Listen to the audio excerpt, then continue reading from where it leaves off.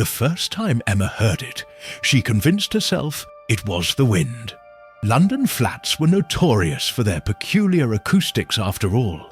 The old Victorian building on Marchmont Street had weathered over a century of residence, and its bones creaked with the weight of time. Every gust that swept through the narrow streets seemed to find its way into the walls, creating an orchestra of whispers and sighs that accompanied her through the long nights. But wind didn't breathe with such deliberate rhythm. It was 2:30 in the morning when Emma's eyes snapped open. The darkness in her bedroom was absolute, the kind of black that pressed against your eyelids even when they were open. She'd forgotten to leave the bathroom light on again, a habit she'd developed after moving in 6 months ago. Living alone for the first time at 28 felt like both liberation and exposure, a constant oscillation between freedom and vulnerability. The sound came again, a soft inhale, followed by a measured exhale. It emanated from the closet door, which stood slightly ajar, revealing nothing but a slice of deeper shadow within. Emma's heart hammered against her ribs. She remained perfectly still, her body rigid beneath the duvet, every muscle tensed as if calcified by fear. Perhaps she was still dreaming. That had to be it. She'd been working 70-hour weeks at the advertising firm, barely sleeping, surviving on coffee and deadline-induced adrenaline. Sleep deprivation could cause auditory hallucinations, couldn't it? She closed her eyes and counted to 10, willing herself back to sleep, back to the realm of normal dreams where the monsters had familiar faces and you woke up before the worst could happen. But the breathing continued, in and out, patient and steady, like someone waiting. Emma reached for her mobile on the bedside table, her fingers trembling as they found the cold glass screen. The sudden brightness made her squint, and for a moment she couldn't see anything beyond the white glare. When her eyes adjusted, she opened the torch function and aimed the beam at the closet. The door was more open than she remembered. She was certain she'd closed it before bed. Emma always closed it. The sight of that dark gap had bothered her since childhood. That irrational certainty that something might emerge from the shadows whilst she slept. The torch beam cut through the darkness, illuminating hanging clothes, the stack of shoeboxes on the floor, her winter coat pushed to the back. Nothing out of place, nothing breathing. The sound had stopped. Emma released a breath she hadn't realized she was holding. Just the wind, she told herself again. Or the heating pipes. Old buildings were full of sounds that seemed almost alive. She'd read about that online when she first moved in, how the expansion and contraction of metal could create groaning sounds, how air pressure changes could produce whistling noises that resembled human voices. She switched off the torch and lay back down, pulling the duvet up to her chin. Sleep didn't return easily. She lay awake for hours, her eyes fixed on the closet door, watching for any movement in the darkness. Eventually, exhaustion won, and she drifted into an uneasy sleep, plagued by dreams of suffocation. The next morning arrived with grey London drizzle and the blessed mundanity of routine. Emma went for her morning run through Russell Square, showered, dressed in her usual work uniform of black trousers and a crisp white blouse, and caught the tube to Canary Wharf. By the time she was sitting at her desk, the previous night felt like a half-remembered nightmare, something her sleep-deprived mind had conjured from nothing. Her colleague James leaned over the partition between their desks. "You look knackered," he observed with his typical lack of tact. "Didn't sleep well," Emma admitted, not looking up from her computer screen. "Bad dreams?" "Something like that." James lingered, clearly wanting to chat, but Emma's phone buzzed with a message from her creative director, and he retreated back to his own desk. She spent the day in back-to-back meetings, pitching campaign concepts, reviewing designs, and drinking far too much mediocre coffee. The fluorescent lights and constant noise of the office created a barrier between her and the memory of that breathing sound, making it seem even more impossible in the harsh light of day. But when she returned home that evening, climbing the 3 flights of stairs to her flat with takeaway Thai food in hand, the unease returned. The building was quiet. It was always quiet, really. She rarely saw her neighbours. Mrs. Patterson on the ground floor was nearly deaf, and the young couple on the second floor worked nights. Emma sometimes went days without hearing another human voice within these walls. She ate dinner whilst watching a true crime documentary, a guilty pleasure she'd developed recently. There was something perversely comforting about other people's tragedies. Evidence that her own life, despite its loneliness, was relatively safe and normal. The program detailed a case from the 1970s. A woman who'd reported hearing sounds in her attic for weeks before discovering someone had been living there, watching her through gaps in the ceiling. Emma switched it off. She prepared for bed with extra care that night, making sure the closet door was firmly closed, even going so far as to wedge a book against it. Then she felt ridiculous and removed the book. Because what was she expecting? Some intruder who could pass through walls but was thwarted by a paperback copy of Normal People. She fell asleep with the bathroom light on, its glow creating a reassuring amber line beneath the bedroom door. The breathing woke her at 3:17 a.m. This time it was louder, more insistent, and it was definitely coming from inside the closet. Emma lay frozen, her eyes wide, staring at the door. It was still closed. She could see that much in the dim light filtering in from the bathroom. But the sound was unmistakable. Someone or something was breathing in there, separated from her by nothing but a thin wooden door. Her first instinct was to call the police, but what would she say? That she heard breathing? They'd think she was mad or wasting their time. She needed to be certain. She needed to look. Emma switched on the bedside lamp, flooding the room with light. The breathing didn't stop. If anything, it seemed to grow slightly faster, as if whatever was making the sound knew it had been heard, knew it was about to be discovered. She threw back the duvet and stood, her legs unsteady. 3 steps to the closet door. That's all it would take. 3 steps and she could wrench it open, confront whatever was inside, and end this nightmare one way or another. 1 step. The breathing continued. 2 steps. Her hand outstretched, fingers trembling. 3 steps. She grasped the doorknob, cool metal against her palm. She yanked the door open, empty. The closet was completely empty save for her clothes and shoes and the accumulated debris of daily life. No intruder, no animal, nothing that could breathe. But the sound hadn't stopped. It continued, that steady rhythm of inhalation and exhalation. And now that the door was open, Emma realized something that made her blood run cold.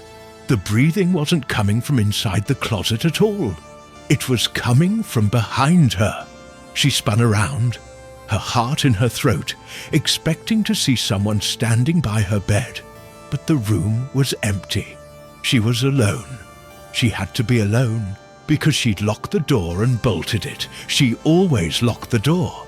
And the windows were painted shut because this was an old building and nobody had bothered to fix them properly. The breathing grew louder still, and Emma realized with mounting horror that it was coming from everywhere now, or perhaps from nowhere at all. It filled the room like a presence surrounding her, and she couldn't tell if it was in front of her, or behind her, or beside her, or somehow inside her own head. She ran to the door and fumbled with the bolt, her fingers clumsy with panic. She had to get out. had to get away from this room and this sound and this impossible situation. The bolt finally gave way, and she yanked the door open, stumbling into the hallway. The breathing stopped. Emma stood in the corridor, gasping for air herself now, her chest heaving. The building was silent around her. No sounds from the other flats, no traffic noise from the street below. Just absolute, complete silence. She waited there for 5 minutes, 10 minutes listening. Nothing. Eventually she crept back into her bedroom, leaving the door wide open and every light in the flat switched on. She didn't sleep the rest of the night. Instead, she sat on her bed with her laptop, searching for explanations. Auditory hallucinations, carbon monoxide poisoning, tinnitus, sleep paralysis. She convinced herself it had to be one of these things, something medical and explainable and treatable. When dawn finally broke, Emma was exhausted and jittery from too much caffeine. She called in sick to work, then phoned her GP and was told the earliest appointment was in 2 weeks. She made the appointment, then called a private clinic and paid an extortionate amount for a same-day consultation. The doctor was kind but ultimately unhelpful. Her blood pressure was elevated, but that was hardly surprising given her stress levels. He ordered some blood tests and recommended she see a therapist. Stress could manifest in surprising ways, he explained gently. The mind was capable of producing remarkably convincing experiences when under sufficient pressure. Emma wanted to believe him. She desperately wanted there to be a simple explanation, something that could be fixed with a prescription or a few counseling sessions. She spent that day cleaning her flat, opening every cupboard and drawer, checking every corner, as if she might find evidence of her own madness hidden in the clutter. That night, she almost checked into a hotel. She stood on the pavement outside her building with her overnight bag, looking up at the lit windows of her flat on the 3rd floor. But what was the point? If the breathing was in her head, it would follow her anywhere. She had to face this, had to prove to herself that she wasn't losing her mind. She went back inside. The flat felt different somehow. Emma couldn't pinpoint exactly what had changed, but there was a quality to the air, a weight to the silence that hadn't been there before. She checked the locks on the windows and the door 3 times each, then positioned her mobile phone on the bedside table with emergency services already typed into the keypad, her finger hovering over the call button. She didn't turn off any of the lights. Every lamp, every ceiling fixture blazed, banishing shadows from every corner. If something was in here with her, she would see it. The breathing started at midnight. Emma heard it the moment it began, even though she'd been half asleep. Her eyes snapped open, and there it was, that rhythmic sound, in and out, in and out. But this time, it was different. This time, it was accompanied by something else. Footsteps. Slow, deliberate footsteps moving across the carpet. Not in the closet, not in the hallway. Right there in the bedroom with her. Emma couldn't move. Terror had transformed her limbs into lead, her voice into silence. She could only lie there, eyes wide, watching as absolutely nothing visible moved through her room. The footsteps crossed from the closet towards the bed, each soft impact sending vibrations through the floor that she could feel through the mattress. They stopped beside the bed, right beside her, close enough that if someone was actually standing there, she could have reached out and touched them. The breathing was so loud now, it seemed to fill her skull. In and out, in and out. She could feel it, feel the displacement of air, feel the warmth of exhaled breath against her face. "Please," she whispered, her voice barely audible. "Please, whoever you are, whatever you are, just leave me alone." The breathing stopped. The sudden silence was somehow worse than the sound. Emma lay perfectly still, afraid to move, afraid to breathe herself, lest she disturb whatever was sharing this space with her. Minutes passed, or perhaps hours. Time had lost all meaning in this suspended moment of terror. Then she felt it. The mattress shifted beside her, depressing, as if someone had sat down on the edge of the bed. That broke the paralysis. Emma screamed and threw herself out of bed, scrambling across the floor towards the door. She didn't stop running until she was outside the building, standing on the pavement in her pajamas, sobbing and shaking in the cold night air. A taxi passed and she flagged it down, giving the driver her sister's address in Hampstead. She didn't care that it was 2 a.m. She didn't care that she hadn't spoken to Sophie in 3 months after their argument about their mother's estate. She just needed to be somewhere else, anywhere else, with another human being who could confirm that she was real and the world was real, and she hadn't completely lost her grip on sanity. Sophie answered the door in her dressing gown, her expression shifting from annoyance to concern when she saw Emma's state. "Christ, Em, what happened?" Emma couldn't speak. She just stood there shaking, tears streaming down her face, and Sophie pulled her inside and wrapped her in a hug. Over tea at the kitchen table, Emma tried to explain. It sounded mad even to her own ears. Breathing in the closet, invisible footsteps, the sensation of someone sitting on her bed. Sophie listened without interruption, her face carefully neutral. "You need to see someone," Sophie said finally. "A proper therapist, not just your GP.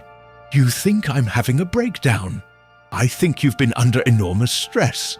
The divorce, the new job, moving into that flat alone.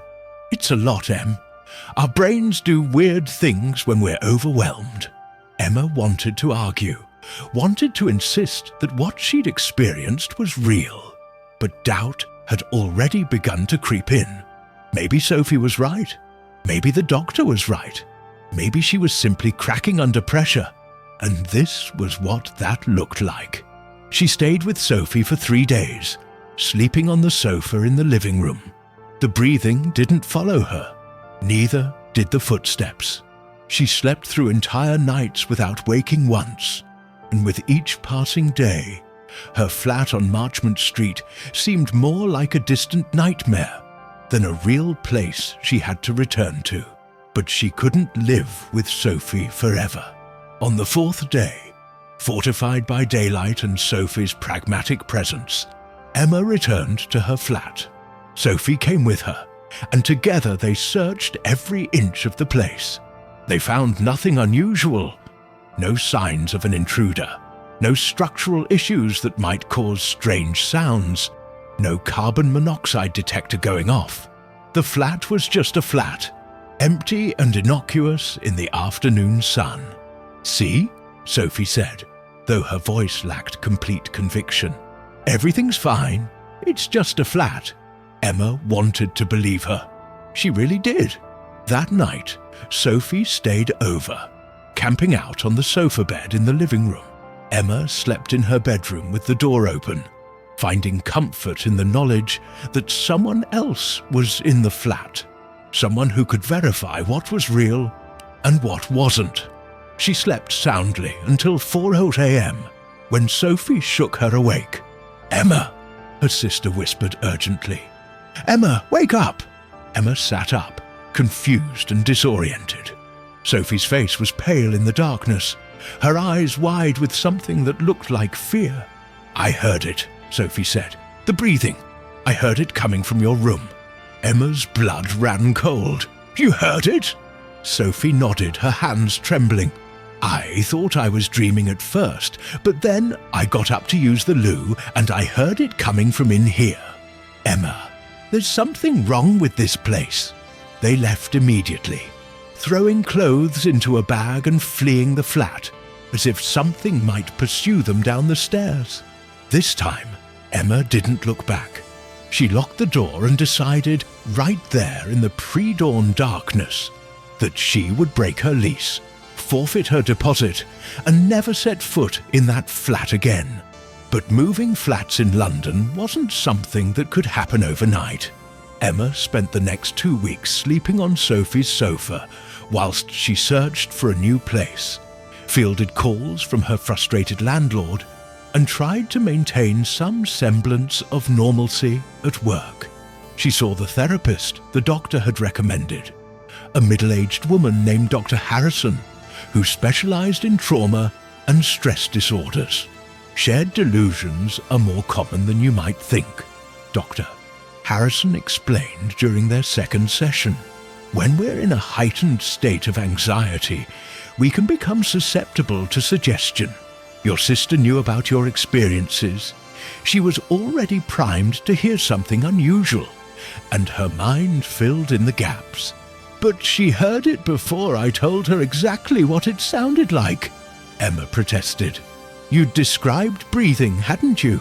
And she was in a strange environment in the middle of the night, already aware that you were frightened. The mind is remarkably good at creating patterns from random noise. Emma wanted to argue, but what was the alternative? That her flat was haunted. That didn't seem like a more rational explanation. She found a new flat in Islington, smaller and more expensive, but it was newly renovated and had never made a single strange sound. She hired movers to collect her belongings from the Marchmont Street flat, refusing to go herself. Sophie supervised, making sure everything was packed up efficiently. You know, Sophie said over dinner that night, I went into the bedroom, into the closet, and I looked at everything. There really was nothing there. Maybe Dr. Harrison is right. Maybe we both just, I don't know, convinced ourselves. Emma nodded, wanting to believe it. The new flat felt safe. She slept through the night without waking, without hearing anything unusual. Days turned into weeks, and the Marchmont Street flat became a story she told at dinner parties, laughing about her breakdown, her brief moment of madness brought on by stress and isolation. 3 months later, Emma was having coffee with James from work when he mentioned something that made her blood run cold. Did you hear about that woman who died in Bloomsbury? He asked casually, scrolling through his phone. They found her in her flat. Been dead for weeks, apparently. Took the neighbours ages to notice the smell. Emma's hand trembled, nearly spilling her coffee. Where in Bloomsbury? Marchmont Street. Grim, isn't it? They're saying she'd been reporting strange sounds, thought someone was stalking her. Turned out she had a brain tumour that was causing hallucinations. The world seemed to tilt. What number? James looked up from his phone, noting her expression. Em, you all right? You've gone white. What number on Marchmont Street? He scrolled, frowning. Doesn't say the exact flat. Just says it was in that Victorian building. You know, the one with the... He stopped, realization dawning. Wait, isn't that where you used to live? Emma couldn't breathe. The coffee shop seemed to compress around her, walls closing in. When did she die? They're estimating sometime in December. Why? December. That was when Emma had first heard the breathing. Late December, when she'd woken at 2:30 in the morning to that rhythmic sound emanating from her closet. Which flat? She asked again, her voice barely a whisper. James was looking at her with concern now, but he scrolled through the article. 4th floor, it says here. Emma, seriously, you look like you're going to faint.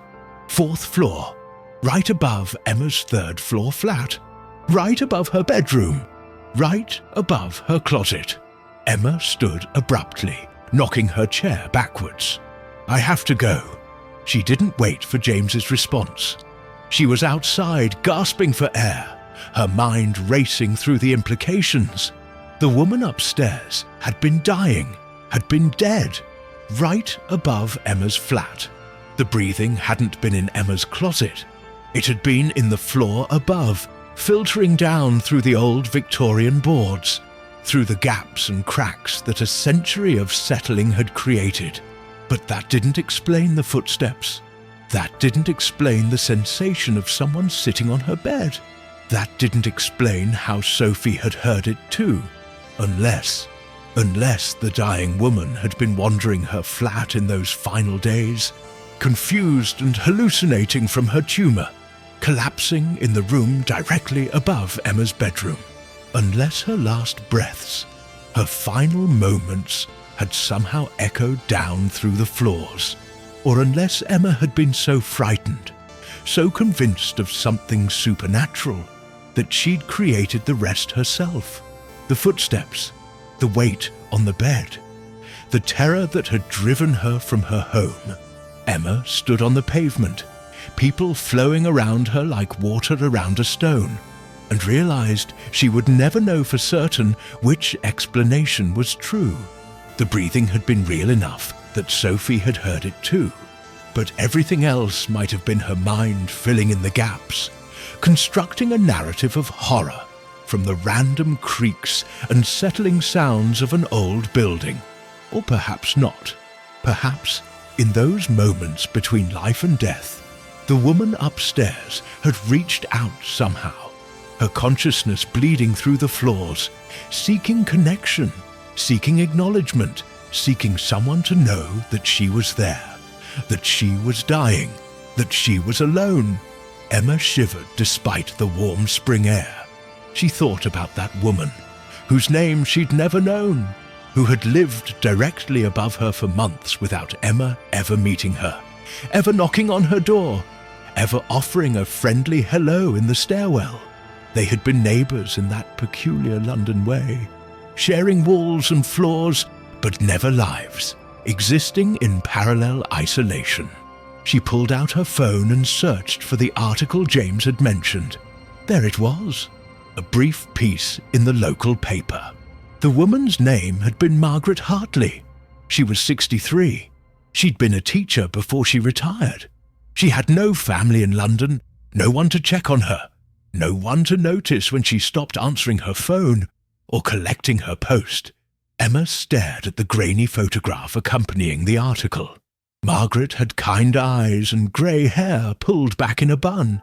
She looked like someone's grandmother, like someone who deserved better than to die alone and undiscovered in a flat in Bloomsbury. The guilt hit Emma like a physical blow. She'd been right below, just meters away, and she'd heard what might have been Margaret's dying breaths. And instead of investigating, instead of calling for help, Emma had run away. She'd been so consumed by her own fear that she hadn't considered the possibility of someone needing help. But how could she have known? The sounds had seemed malevolent, threatening. There had been no cry for help, no words, just that steady, rhythmic breathing that had terrified her so completely. Emma called Sophie. "Did you see the article?" Emma asked when her sister answered. "What article?" Emma explained, her voice shaking. Sophie was quiet for a long moment. "Em," she said finally, "there was no way you could have known.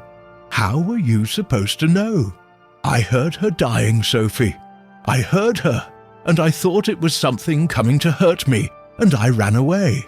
You heard breathing through the floor. That's all. You didn't hear anyone calling for help. You had no reason to think anyone was in distress. This isn't your fault." But it felt like her fault. It felt like she'd failed somehow. Failed to be the kind of person who investigated strange sounds to see if someone needed help rather than assuming the worst and fleeing. That night, Emma lay awake in her new flat in Islington, staring at the ceiling, thinking about Margaret Hartley. She wondered what those final days had been like, whether Margaret had been frightened, whether she'd known she was dying, whether she'd hoped someone might find her in time. Emma thought about her own isolation, her lonely flat, her weeks of 70-hour work weeks that left no time for friendship or connection. She thought about how easily she might become Margaret Hartley, dying alone and undiscovered, just another lonely person in a city of millions. The next morning, Emma knocked on her new neighbour's door. An elderly man answered, looking surprised to see her. "I'm Emma," she said, "from next door. I just moved in, and I wanted to introduce myself." His name was Arthur, and he was delighted to have a new neighbour. He invited her in for tea, showed her photographs of his grandchildren, told her stories about the neighbourhood.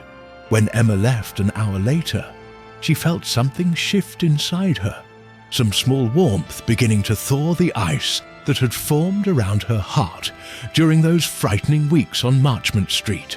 She started saying hello to people in the lift at work. She accepted invitations for after-work drinks instead of begging off with excuses about deadlines. She called her mother, whom she'd been avoiding since the estate argument. She even started attending a book club that met monthly at a cafe in Angel.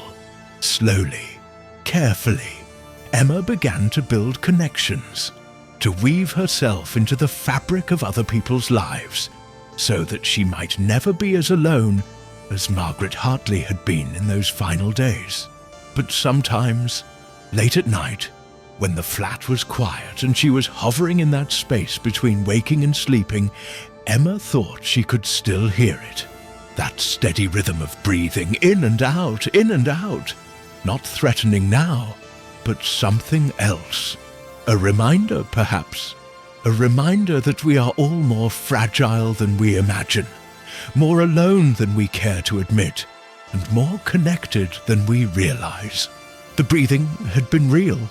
Margaret Hartley had been dying right above Emma's head, and somehow, through the creaking boards and accumulated dust of 100 years, Emma had heard her.